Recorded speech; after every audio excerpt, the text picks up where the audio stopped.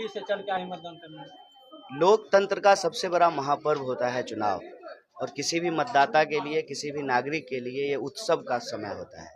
आप अगर लोकतंत्र में आस्था रखते हैं, विश्वास रखते हैं, तो मतदाता होने के तौर पे ये आपकी प्रथम जिम्मेवारी है कि आप अपने मतदान का प्रयोग करें।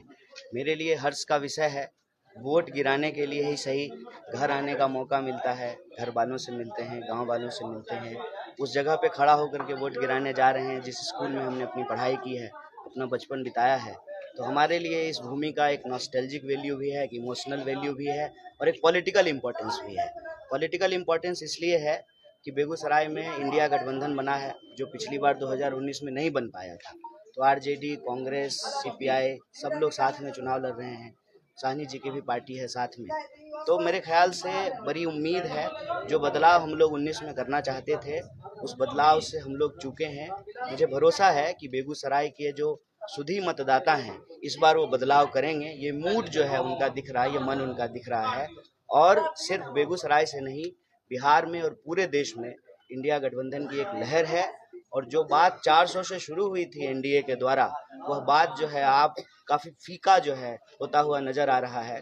और ज्यों-ज्यों एक चरण, दो चरण, तीन चरण, चौथा चरण बीत रहा है, मुझे लगता है कि एनडीए की सरकार नहीं बनेगी, इंडिया अलायंस की सरकार बनेगी। पीएम आया है पटना में, 2 दिन से हैं, इस पर आप क्या कहें? तो चुनाव में आते हैं, कोविड में आए थे जब लोग मर रहा था बिहार में, जब गुड़गांव से दिल्ली पैदल लोग चल करके बिहार आ रहा था तब नहीं आए थे। चुनाव है, क्यों नहीं आएंगे? क्योंकि चुनाव जीतेंगे तो प्रधानमंत्री बनेंगे, और वो प्रधानमंत्री बनेंगे तो उनका जो भतीजा है वो बीसीसीआई का सेक्रेटरी बनेगा। तो मेहनत कर रहे हैं अपने भतीजा के लिए, अपने जो है दोस्त के लिए, देश के लिए। तो जो है ये बड़ी चिंता की बात है कि बिहार की धरती कब से जो है इस बात को मांग रही है कि आप बिहार को विशेष राज्य का दर्जा दीजिए। और नीतीश जी है, माननीय नीतीश जी ने यह कहना शुरू किया था।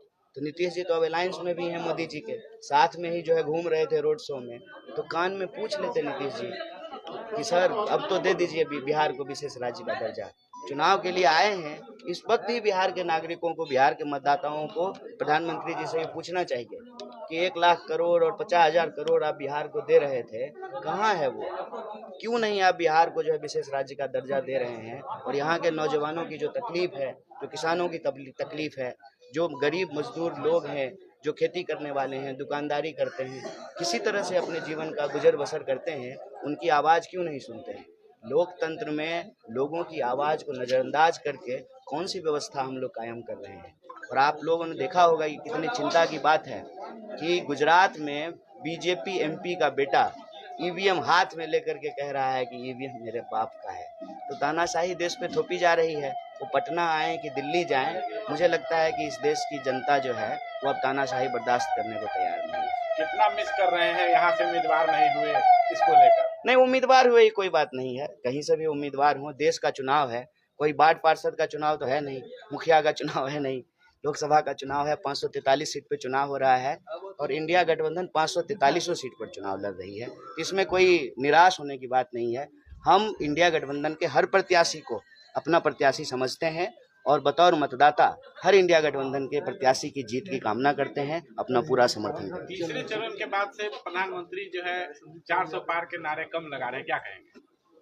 मुझे लगता है कि जनता शायद जो है उनकी इस साजिश को समझ गई कि 400 सीट ये इसलिए मांग रहे हैं कि संविधान बदल दें, तो शायद इस बात को उन्होंने बोलना थोड़ा कम कर दिया है और यह आवाज़ थोड़ी फीकी हो गई है।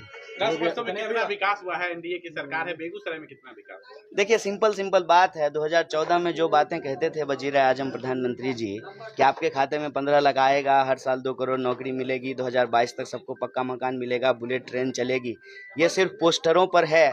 बुलेट ट्रेन देश में चला नहीं है, लोगों को जो है 15 लाख रुपया उनके खाते में आया नहीं है, 10 साल में जो है 20 करोड़ नौकरी पैदा नहीं हुई है। तो जो मुद्दे हैं वो जस के तस हैं। सरकार ने खूब भाषण दिया है, खूब प्रचार किया है, खूब पोस्टर लगाए हैं, लेकिन जमीन पे अगर काम को देखें तो काम गायब है। लोगों की समस्या जस की तस पड़ी हुई अंतिम है। सवाल, अडानी को टारगेट कर रहे हैं मोदी जी, क्या कहेंगे? पता नहीं हमको, तो ये तो बड़ा अजीब लगा।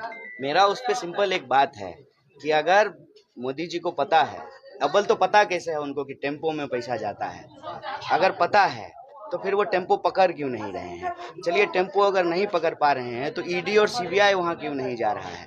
प्रधानमंत्री जी कभी कभी भूल जाते हैं कि वो प्रधानमंत्री हैं और विपक्ष की तरह बात करने लगते हैं। साहब आप ही देश चला रहे हैं, ईडी सीबीआई आप ही के पास है, इनकम टैक्स आप ही के पास है। तो जो ये आरोप लगा रहे हैं आप, आरोप लगाने की क्या बात है? गृह मंत्री भी तो अमित शाह जी ही हैं। भेज दीजिए उनके घर पे सीबीआई, छापा मरवा लीजिए, पकड़ लीजिए टेम्पो, पकड़ लीजिए काला धन।